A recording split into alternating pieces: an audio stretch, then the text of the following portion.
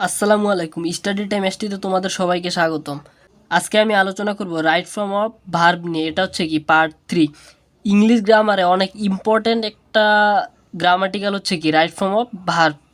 মোটামুটি ক্লাস 6 থেকে শুরু করে একাডেমিক এক্সাম এইচএসসি পর্যন্ত প্রতিটা এক্সামে কিন্তু আমরা রাইট ফর্ম অফ ভার্ব দেখি যে পরীক্ষায় আসে, অথবা অ্যাডমিশন টেস্ট বলেন বা জব এক্সাম বলেন, সব জায়গায় কিন্তু এটা প্রচুর পরিমাণে ব্যবহার হয়।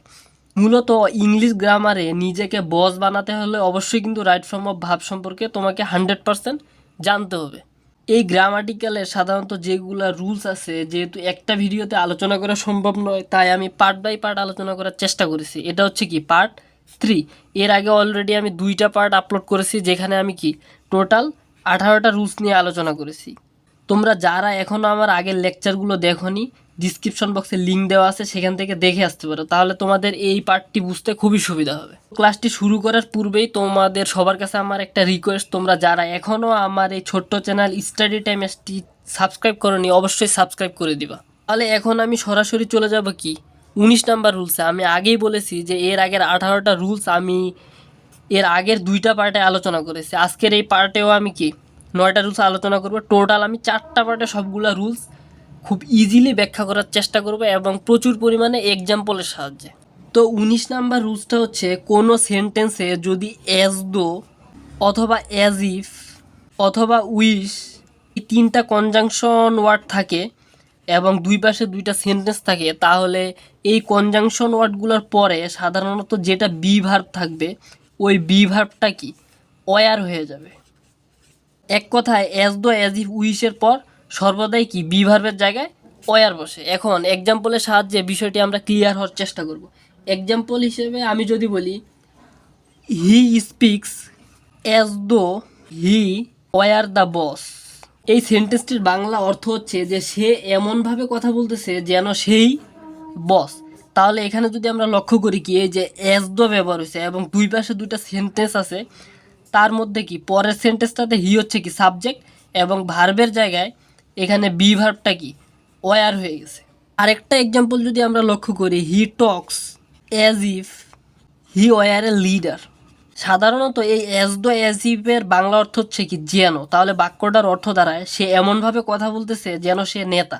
তাহলে এখানে অ্যাজ ইফের পর যে সেন্টেন্সটা আছে, আমরা রুলস অনুযায়ী জানি কি অ্যাজ ইফের পর বি ভার্ব সর্বদাই কি ওয়ার হয়। অনুরূপভাবে হি হচ্ছে সাবজেক্ট এবং ভার্বের জায়গায় কি ওয়ার বসছে। আশা করি 19 নাম্বার রুলসটা তোমরা খুব ভালোভাবে বুঝতে পেরেছো। এরপর 20 নাম্বার রুলসটা হচ্ছে খুবই ইম্পর্টেন্ট একটা রুলসটা হচ্ছে, যদি কোনো সেন্টেন্সের মধ্যে এই 19 নাম্বার এক্সাম্পলের অ্যাজ দো অথবা অ্যাজ ইফ কনজাংশন হিসেবে ব্যবহার হয় এবং এই অ্যাজ ইফ অ্যাজ দোর পূর্বে যদি প্রেজেন্ট ইনডিফিনিট টেন্স হয় বাক্যটা, তাহলে ঠিক এর পরের বাক্যটা পাস্ট ইনডিফিনিটই হবে, অন্য কোনো টেন্সে হবে না। এটা সাধারণত 2টা স্ট্রাকচার রয়েছে। একটা হচ্ছে কি প্রেজেন্ট ইনডিফিনিট থাকলে পরেরটা পাস্ট ইনডিফিনিট, আরেকটা যদি এই পাশেরটা পাস্ট ইনডিফিনিট হয় তাহলে এর পরেরটা পাস্ট পারফেক্ট টেন্স হবে। আমরা সাধারণত যদি ইজিলি চিন্তা করি যে রুলসটা অ্যাজ ইফের পূর্বে যদি প্রেজেন্ট ইনডিফিনিট তাহলে পরে পাস্ট ইনডিফিনিট, এবং পূর্বে যদি পাস্ট ইনডিফিনিট হয় তখন কি পরে পাস্ট পারফেক্ট হয়ে যায়। সিম্পল একটা জিনিস, অথচ এই স্ট্রাকচারটা না জানার কারণে আমরা রাইট ফর্ম অফ ভার্ব অনেক কঠিন মনে করি এবং পরীক্ষায় 100% অ্যান্সার করতে পারি না। এই রুলসটা যদি আমি এক্সাম্পলের সাহায্যে ক্লিয়ার করার চেষ্টা করি, এক্সাম্পল হিসেবে আমি যদি বলি, he speaks as well he knew everything. এর অর্থ হচ্ছে কি সে এমনভাবে কথা বলে যেন সে সব কিছু জানে। তার আগে আমি একটা কথা বলে নিই, যারা এখনও তোমরা টেন্সের স্ট্রাকচার জানো না যে কোন টেন্সের স্ট্রাকচার কেমন হবে, তারা আমার টেন্স সম্পর্কে আপলোড করা ভিডিওগুলো দেখে আসতে পারো। ডিসক্রিপশন বক্সে লিঙ্ক দেওয়া আছে। এখানেও যদি একটু হাইলাইটস করি, প্রেজেন্ট ইনডিফিনিট টেন্সের গঠন আমরা জানি কি সাবজেক্ট প্লাস ভার্বের প্রেজেন্ট ফর্ম অর্থাৎ V1 প্লাস অবজেক্ট, এবং পাস্ট ইনডিফিনিট টেন্সের গঠন কি subject plus V2 plus object. আমরা সাধারণত ভার্বের 3টা রূপকে V1 বলতে বেস ফর্ম বুঝি অর্থাৎ প্রেজেন্ট ফর্ম, এবং V2 বলতে কি পাস্ট ফর্ম বুঝি, এবং V3 বলতে পাস্ট পার্টিসিপল ফর্মকে বুঝি। এখানেও পাস্ট ইনডিফিনিট টেন্সের স্ট্রাকচার তো আমরা জানলাম, এবং পাস্ট পারফেক্ট টেন্সের স্ট্রাকচার হচ্ছে সাবজেক্ট প্লাস অক্সিলারি ভার্ব শুধু একটাই, সেটা হচ্ছে হ্যাড, এবং অক্সিলারি ভার্বের পরে ভার্বের পাস্ট পার্টিসিপল ফর্ম অর্থাৎ V3 প্লাস অবজেক্ট। তাহলে এক্সাম্পলটি যদি আমরা লক্ষ্য করি, এখানে কনজাংশন হিসেবে বসছে, সরি এখানে অ্যাজ ওয়েল হবে না, অ্যাজ দো হবে। এখানে কি অ্যাজ দো কনজাংশন হিসেবে ব্যবহার হয়েছে এবং এর সামনে একটা সেন্টেন্স এবং এর ঠিক পিছনে আরেকটা সেন্টেন্স। সামনের সেন্টেন্সটি এখানে হি হচ্ছে কি সাবজেক্ট এবং সাবজেক্টের পর স্পিক্স, এটা হচ্ছে কি ভি1 অর্থাৎ প্রেজেন্ট ফর্ম। তাহলে সাবজেক্ট ভি1 এটা হচ্ছে কি প্রেজেন্ট ইনডিফিনিট টেন্স।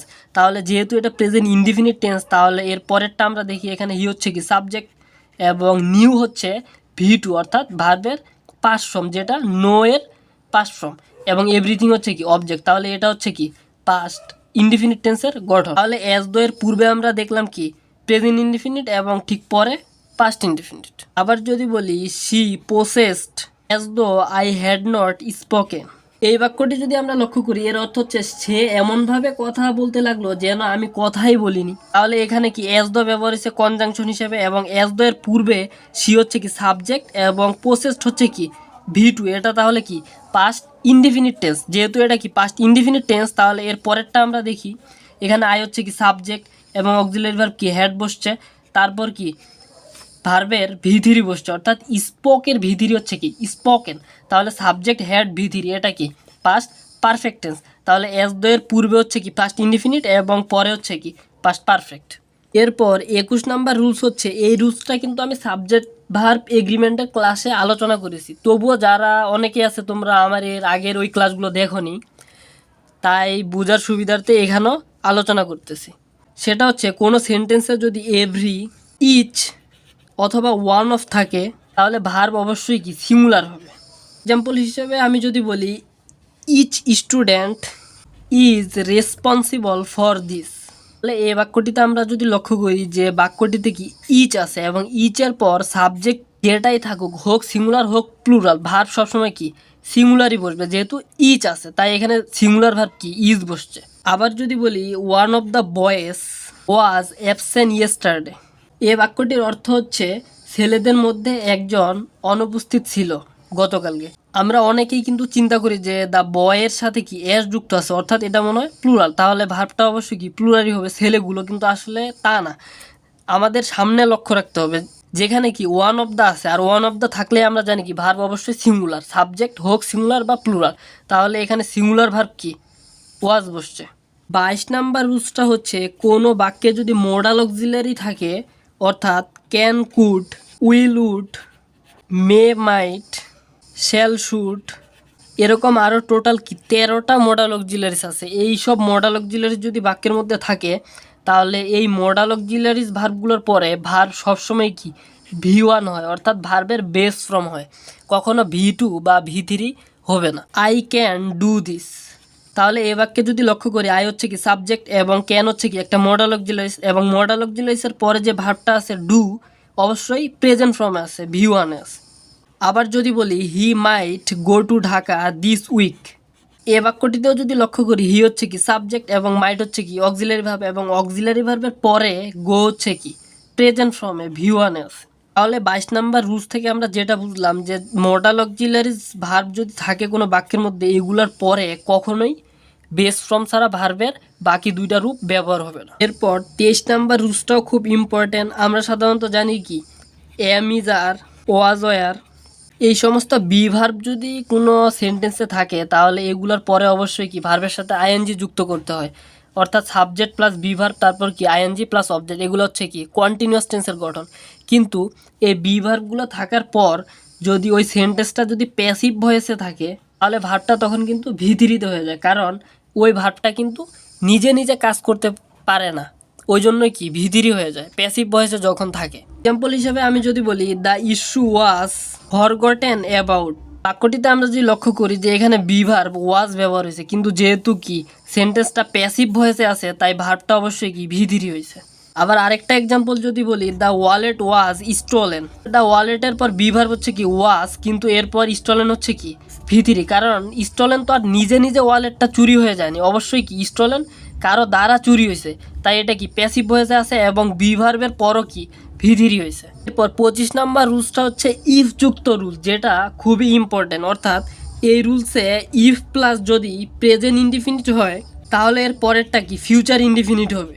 ইফ যুক্ত এই রুলসটার মেইন লক্ষণীয় বিষয় হচ্ছে যে ইফের সাথে মূলত যেই ক্লোজটা থাকবে ওইটাই কি প্রেজেন্ট ইনডিফিনিট হবে এবং অন্যটা হবে ফিউচার ইনডিফিনিট। এখন ইফ যদি কি সেন্টেন্সের মাঝখানে থাকে তাহলে এর আগে হবে কি ফিউচার ইনডিফিনিট এবং ইফের পরে হবে প্রেজেন্ট ইনডিফিনিট। অর্থাৎ কি এখানে শর্ত হচ্ছে ইফের সাথেই এই প্রেজেন্ট ইনডিফিনিটটা থাকতে হবে। এখন এক্সাম্পলের সাহায্যে আমরা বিষয়টি ক্লিয়ার হওয়ার চেষ্টা করব।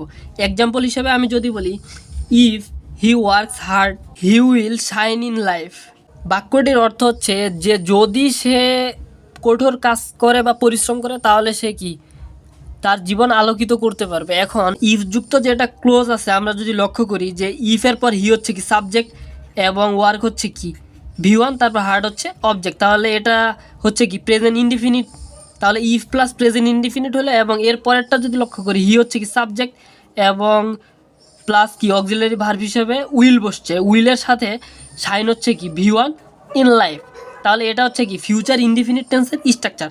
তাহলে 25 নম্বর রুলস অনুযায়ী ইফ প্লাস প্রেজেন্ট ইনডিফিনিট হলে এর পরেরটা ফিউচার ইনডিফিনিট হয়। আবার যদি বলি I will not go out if it rains, এই বাক্যটি যদি লক্ষ্য করি ইফ কিন্তু সেন্টেন্সের মাঝখানে কনজাংশন হিসেবে ব্যবহার করা হয়েছে এবং ইফের ঠিক পরেই হচ্ছে ইট হচ্ছে সাবজেক্ট এবং রেইন হচ্ছে কি V1, তার মানে ইফের সাথেই বা পরেই হচ্ছে কি প্রেজেন্ট ইনডিফিনিট এবং এর পূর্বে হচ্ছে কি আই হচ্ছে সাবজেক্ট, উইল হচ্ছে অক্সিলারি ভার্ব এবং এই গো হচ্ছে কি V1 তারপর অবজেক্ট, তাহলে এটা হচ্ছে কি ফিউচার ইনডিফিনিট।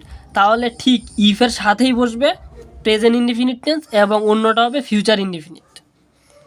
আশা করি রুলসটা তোমরা খুব ভালোভাবে বুঝতে পেরেছো। সরি, এই রুলসটা হবে 24 নাম্বার রুলস এবং এর ঠিক পরেই হচ্ছে কি 25 অর্থাৎ 25 নাম্বার রুলস। এই রুলসটা হচ্ছে ইফ যুক্ত ক্লোজটা যদি পাস্ট ইনডিফিনিট হয় তাহলে এর পরের ক্লোজটা পাস্ট কন্ডিশনাল হবে। আর পাস্ট কন্ডিশনালের স্ট্রাকচার আশা করি তোমরা সবাই জানো এবং যারা জানো না এখানে লক্ষ্য করো, এর স্ট্রাকচার হচ্ছে subject plus would could might plus ভার্বের বেস ফর্ম অর্থাৎ V1। তাহলে এক্সাম্পল হিসেবে যদি বলি if he came I would go, এ বাক্যটিতে তাহলে হি হচ্ছে কি সাবজেক্ট এবং ক্যাম হচ্ছে কি V2, তাহলে এটা হচ্ছে কি পাস্ট ইনডিফিনিট সেন্টেন্স এবং ইফ যুক্ত ক্লোজ এটাই এবং এর পরের ক্লোজটি তাহলে কি পাস্ট কন্ডিশনাল। আর আমরা জানি পাস্ট কন্ডিশনালের স্ট্রাকচার হচ্ছে কি প্রথমে সাবজেক্ট আই এবং এরপর হচ্ছে কি এই উড, তারপর হচ্ছে গো হচ্ছে কি V1। আবার যদি বলি I would help him if he wanted, তাহলে এ বাক্যটি তো ইফ যুক্ত ক্লোজটি হচ্ছে কি হি ওয়ান্টেড, যেখানে হি হচ্ছে সাবজেক্ট এবং ওয়ান্টেড হচ্ছে V2, যেটা একটা পাস্ট ইনডিফিনিট টেন্সের স্ট্রাকচার এবং অন্য ক্লোজটি হচ্ছে কি সাবজেক্ট উড তারপর হেল্প হচ্ছে কি V1 অর্থাৎ পাস্ট কন্ডিশনাল।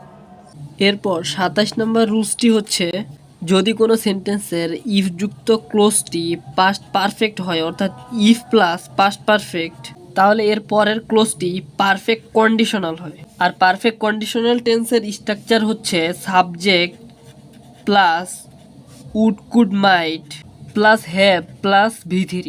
আমি যদি বলি if I had seen him I might have told him the matter, তাহলে বাক্যটিতে আমরা যদি লক্ষ্য করি যে ইফ যুক্ত ক্লোজটা এখানে আই হচ্ছে কি সাবজেক্ট এবং অক্সিলারি ভার্ব হচ্ছে কি হ্যাড, তারপর সিন হচ্ছে সি এর V3 অর্থাৎ পার্টিসিপল ফর্ম এবং হিম হচ্ছে কি অবজেক্ট, তাহলে সাবজেক্ট হ্যাড V3 অবজেক্ট, এটা হচ্ছে কি আমরা জানি পাস্ট পারফেক্ট টেন্সের গঠন। তাহলে ইফ প্লাস পাস্ট পারফেক্ট এবং পরের ক্লোজটি হচ্ছে কি পারফেক্ট কন্ডিশনাল, যেখানে আই হচ্ছে কি সাবজেক্ট, এরপর হচ্ছে কি মাইট অক্সিলারি ভার্ব, তারপর হচ্ছে কি হ্যাভ অর্থাৎ কি এই যে মাইট হ্যাভ এবং টোল্ড হচ্ছে কি টেলের V3, তাহলে এটা হচ্ছে কি পারফেক্ট কন্ডিশনাল। তাহলে এখানে ইফ প্লাস পাস্ট পারফেক্ট এবং এর পরের ক্লোজটি হচ্ছে কি পারফেক্ট কন্ডিশনাল। এর অর্থ হচ্ছে কি আমি যদি তাকে দেখে থাকতাম তাহলে তাকে হয়তো ব্যাপারটা বলতাম। আমরা যদি আরেকটি সেন্টেন্স লক্ষ্য করি if you have started earlier you would have caught the bus, যদি তুমি আরও আগে রওনা দিতে তুমি অবশ্যই বাসটা ধরতে পারতে, তাহলে ইফ যুক্ত ক্লোজটাতে ইউ হচ্ছে সাবজেক্ট এবং এরপর হচ্ছে কি হ্যাভ হচ্ছে অক্সিলারি ভার্ব, তারপর স্টার্টেড হচ্ছে কি V3, তাহলে সাবজেক্ট হ্যাভ V3 এটা হচ্ছে কি পাস্ট পারফেক্ট টেন্সের গঠন এবং এর পরের ক্লোজটি অবশ্যই কি পাস্ট কন্ডিশনাল অর্থাৎ কি সাবজেক্ট উড হ্যাভ তারপর হচ্ছে কি V3 তারপর দ্য বাস হচ্ছে অবজেক্ট। এরপর রাইট ফর্ম অফ ভার্বের পার্ট 3 সর্বশেষ রুলস যেটা সেটা হচ্ছে কোনো একটা সেন্টেন্সের যদি দুইটা ক্লোজ থাকে, সাপোজ ধরলাম এটা হচ্ছে ফার্স্ট ক্লোজ এবং মাঝখানে একটা কনজাংশন ওয়ার্ড এবং এটা হচ্ছে সেকেন্ড ক্লোজ এবং এই ফার্স্ট ক্লোজের যদি ভার্বটা V2-তে থাকে অর্থাৎ পাস্ট ফর্মে থাকে এবং সেকেন্ড ক্লোজের শেষে যদি এরকম কিছু থাকে যে নেক্সটের সাথে কোনো সময়ের উল্লেখ থাকে, যেমন কি নেক্সট ডে অথবা উইক অথবা কি মান্থ অথবা কি ইয়ার, এরকম যদি কোনো সময়ের উল্লেখ থাকে নেক্সটের সাথে এবং সেকেন্ড ক্লোজে, তাহলে সেকেন্ড ক্লোজে সাবজেক্টের পরই উড অথবা শুড বসবে। এখানে থাকবে সাবজেক্ট, তারপর উড অথবা শুড বসবে এবং উড শুটের পর অবশ্যই কি ভার্বের প্রেজেন্ট ফর্ম হবে। তাহলে মেইন যে স্ট্রাকচার আমরা এখান থেকে বুঝলাম যে একটা সেন্টেন্সে যদি দুইটা ক্লোজ থাকে, প্রথম ক্লোজটা যদি পাস্ট ফর্মে থাকে ভার্বটা এবং সেকেন্ড ক্লোজের শেষে যদি নেক্সট ডে, নেক্সট উইক অথবা নেক্সট মান্থ অথবা নেক্সট ইয়ার এরকম কোনো সময়ের উল্লেখ থাকে, তাহলে সেকেন্ড ক্লোজে ভার্বের পূর্বে উড শুড ব্যবহার করতে হবে এবং ভার্বটা অবশ্যই কি প্রেজেন্ট ফর্মে থাকবে। এখন এক্সাম্পলটি লক্ষ্য করলেই তোমরা বিষয়টা একবারে ক্লিয়ার হয়ে যাবে। আমি যদি বলি he said that he would go home the next week, তাহলে এ বাক্যটিতে যদি আমরা লক্ষ্য করি, এটা হচ্ছে একটা কি কনজাংশন ওয়ার্ড, এর সামনে একটা সেন্টেন্স এবং পিছনে একটা সেন্টেন্স এবং পূর্বের সেন্টেন্সটি অর্থাৎ কি ফার্স্ট সেন্টেন্সটি এটার ভার্ব সের V2 হচ্ছে কি সেড, তাহলে এখানে ভার্বটা V2-তে আছে এবং সেকেন্ড সেন্টেন্সে কি একটা সময়ের উল্লেখ করা আছে যে এর পরের সপ্তাহে অর্থাৎ নেক্সট উইকে। তাহলে আমরা জানি কি ওই বাক্যের ভার্বের পূর্বে শুড অথবা উড বসাইতে হবে, যেমন কি উড বসাইছে এবং ভার্বটা অবশ্যই কি V1 হবে। আশা করি রাইট ফর্ম অফ ভার্বের পার্ট 3-র যে 9টা রুলস সম্পর্কে আমি আলোচনা করলাম তোমরা খুব ভালোভাবে বুঝতে পেরেছো। তোমাদের যদি কোনো প্রবলেম থাকে সেটা কমেন্ট করে জানাতে পারো এবং ভিডিওগুলো অবশ্যই শেয়ার করবা। এবং সেই সাথে বলে নেই যে স্টাডি টাইম এসটি চ্যানেলটি তোমরা যারা এখনও সাবস্ক্রাইব করোনি অবশ্যই সাবস্ক্রাইব করে দিও। এবং রাইট ফর্ম অফ ভার্বের শেষ পার্ট 4-এও আমি 9টা রুলস নিয়ে আলোচনা করবো। ভিডিওটি অবশ্যই সবাই দেখবে। শেষ পর্যন্ত থাকার জন্য ধন্যবাদ সবাইকে।